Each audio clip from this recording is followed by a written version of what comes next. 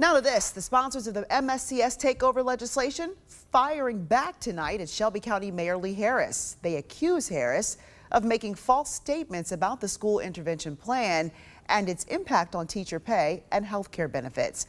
Action News 5's Joyce Peterson live in the newsroom with response from lawmakers and the teachers' unions. Joyce. Yeah, Joy, in a social media post generating a lot of comments today, Mayor Harris says the MSCS teacher union contracts are at risk if the state takeover moves forward, while the lawmakers who crafted the school turnaround plan give Harris's post a failing grade.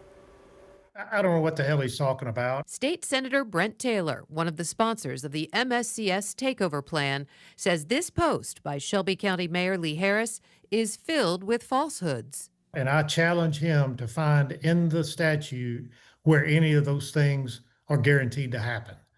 It's not there. He's making that up. He is fear-mongering. Mayor Harris says the GOP-appointed oversight board could refuse to recognize teacher union contracts, end collective bargaining, strip negotiated salary schedules, and change health care benefits. To the teachers, I would say your better days are coming. State Rep Mark White, the other sponsor of the school intervention legislation, says Harris's claims are simply not true. They want to put scare tactics in about finances and money. It's not about the money. It is about making sure that our children are performing so that they can make more money when they get into the workforce. 6,500 teachers work in Tennessee's largest school system. Two unions provide them with representation, the Memphis-Shelby County Education Association and the United Education Association. UEA President Liz Marable tells Action News 5 it is important to be clear the Shelby County Board of Education entered into a binding memorandum of understanding with educators.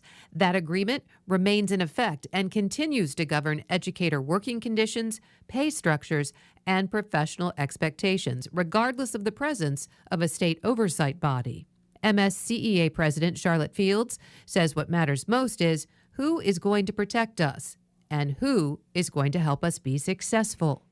Taylor and White say the answer is not Mayor Harris. You know, he sued to stop the National Guard. He's suing to stop the intervention plan in our schools.